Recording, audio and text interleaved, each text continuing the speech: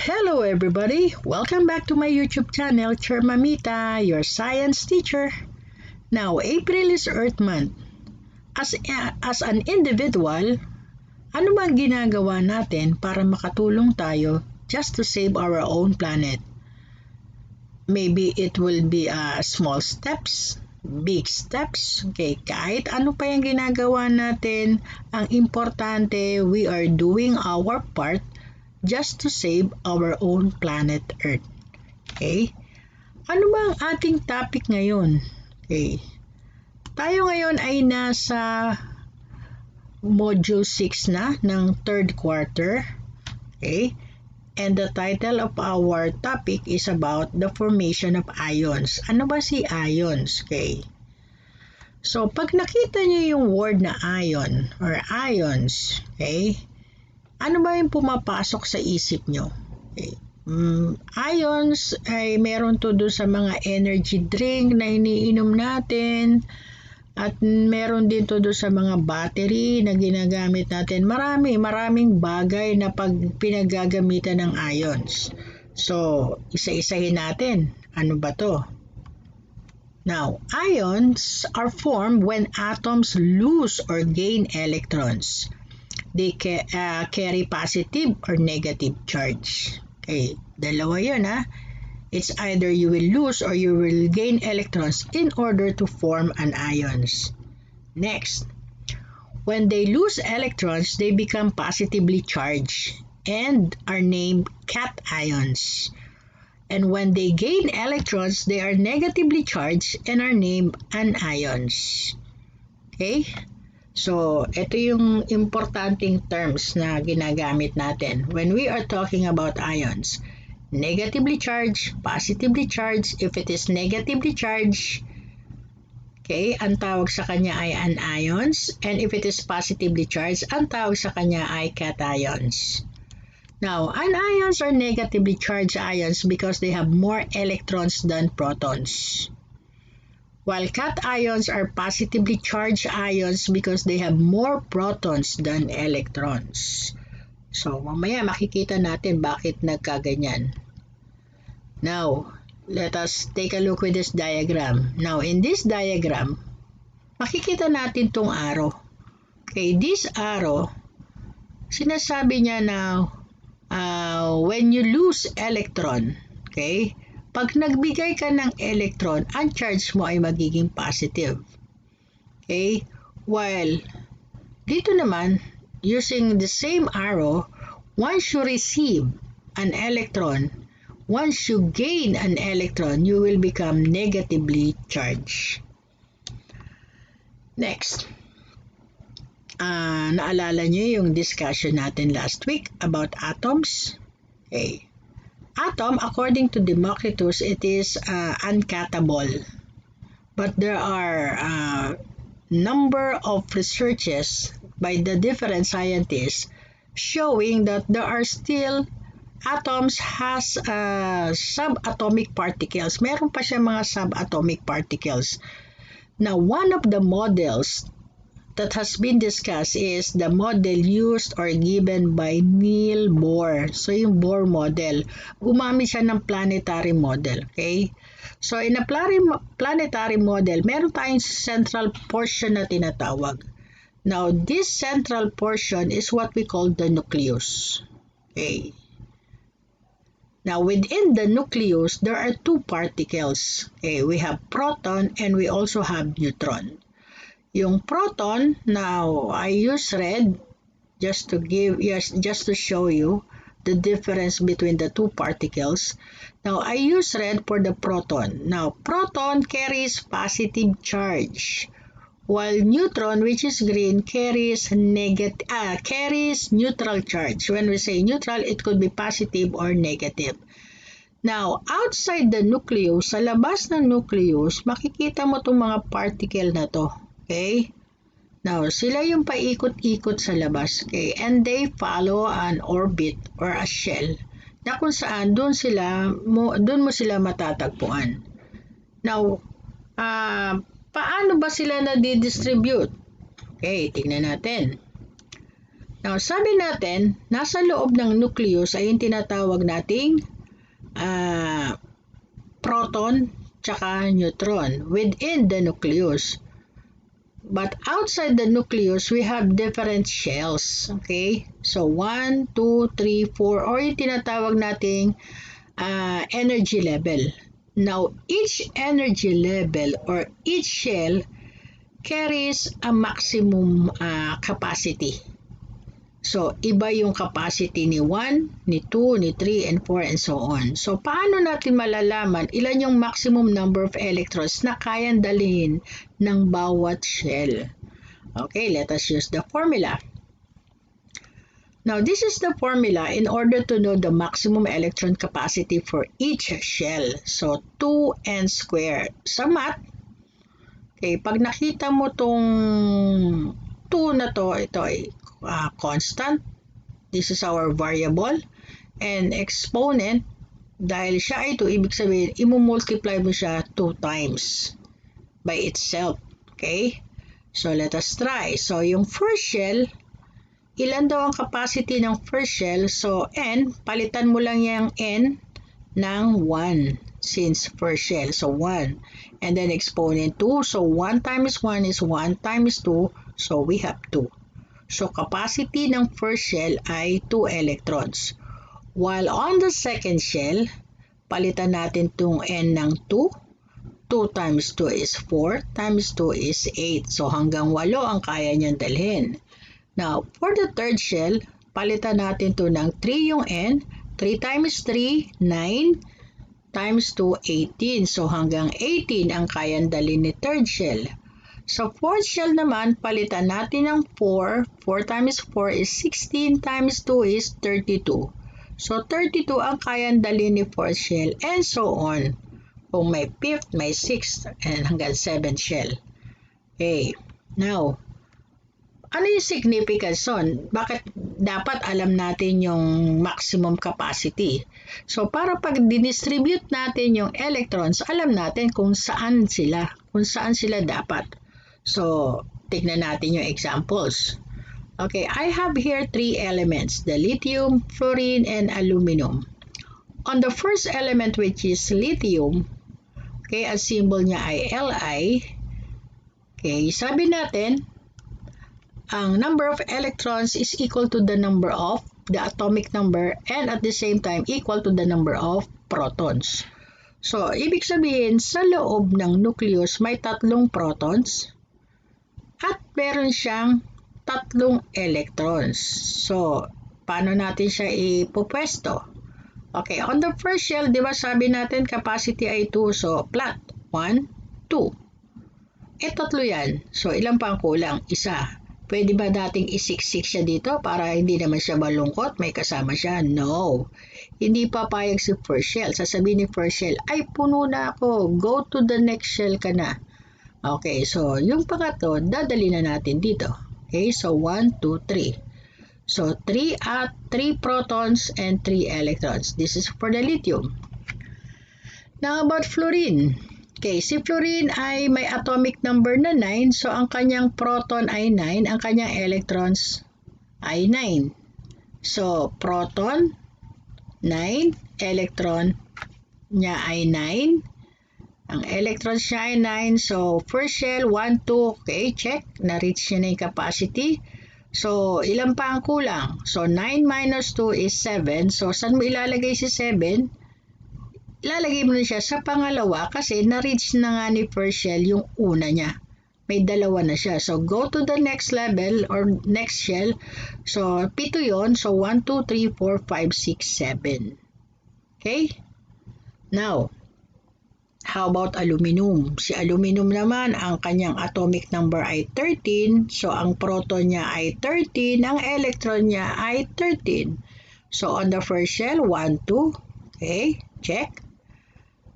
So, 1, 2, 3, 4, 5, 6, 7, 8. Na-reach niya na naman ang maximum niya. So, 2 plus 8 is 10.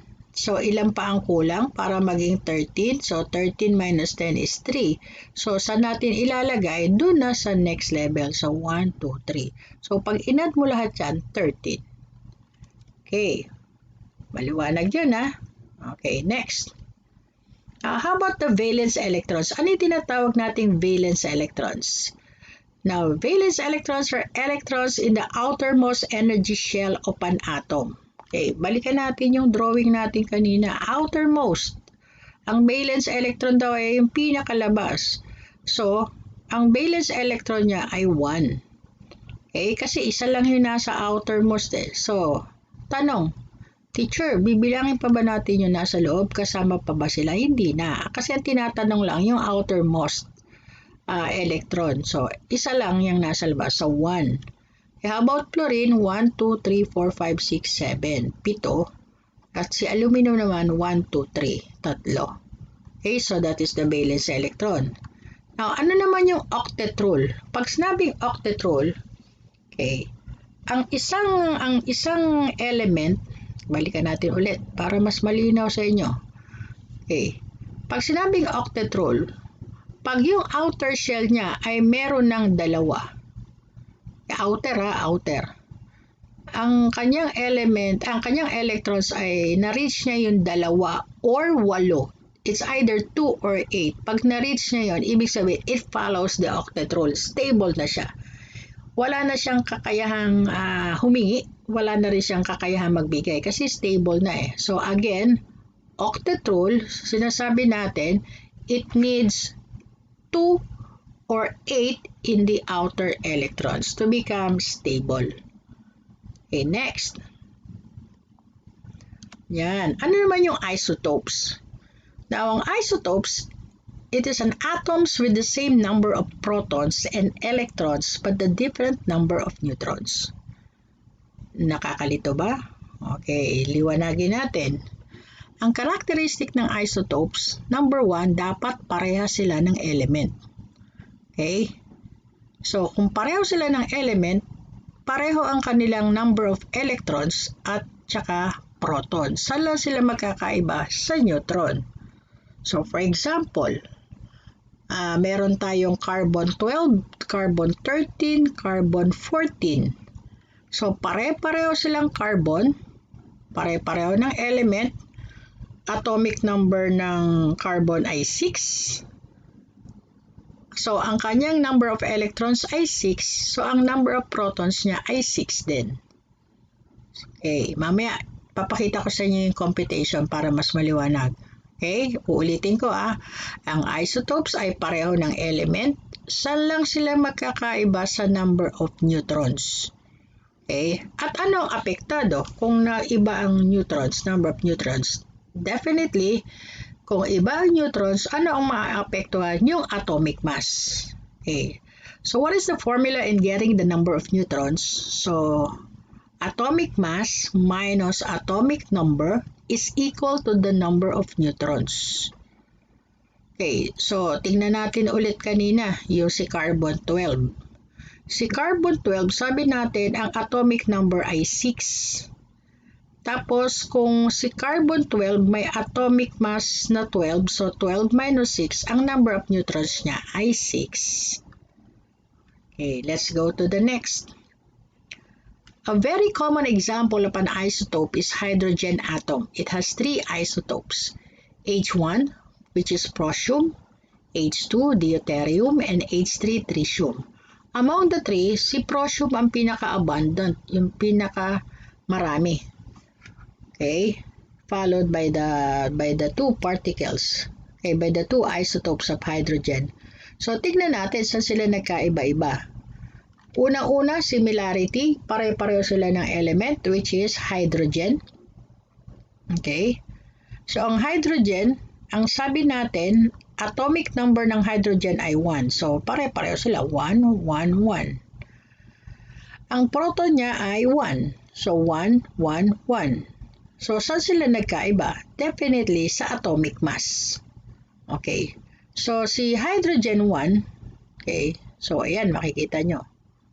Atomic mass niya ay, ang atomic mass niya ay 1 point something, 1.00, so that is also 1. So, 1 minus 1 is 0. So, that is for prosium. Okay, how about deuterium?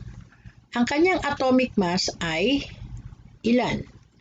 Isang proton, isang neutron. Okay? So kung atomic mass ni hydrogen 2 or ni deuterium ay 2 minus 1, so ang neutron niya ay 1. Okay? Samantalang si tritium, ang proton niya ay isa, tapos ang kanyang neutron ay 2, so ang atomic mass niya ay 3, minus 1 is 2. So, see the difference? Si prosium, ang kanyang neutron ay magiging 0, ito 1, ito ay 2. Okay, para mas maliwanag. Mayroon pa sa susunod pa pala yung sa computation. Okay, now let's go to the radioactive isotope. Now, radioactive isotope, the nucleus of this atom is unstable and dissipates excess energy by spontaneously emitting radiation in the form of alpha, beta, and gamma rays. So, radioactive, masyado daw unstable ang kanyang nucleus, kaya nagdi-dissipate siya ng maraming energy by emitting radiation in the form of alpha, beta, and gamma rays. So, saan ba ginagamit ang Bakit ba significant ang isotope? So, maraming gamit ang isotope. Okay. 1. Detection of cancerous tumors, geological experiments, radiocarbon dating, food irradiation, treatment of hyperthyroidism, determining the thickness of plastic or metal, used in place of large X-ray machines, source of electrical power, and preventing cancer development. So, di ba? Bongga si isotope. Akala natin minsan iba kinakatakutan yung isotopes lalo pag narinig na radioactive isotopes yan kasi it is emitting too much radiation. Pero may gamit siya, especially in the field of medicine and in industry. Okay? And also in food. Okay? Now next. So ito na para mas maliwanagan natin paano kinocompute ang isotopes. So we have to complete the following table. Okay, I have here an isotopes of silicon-28, silicon-29, and silicon-30.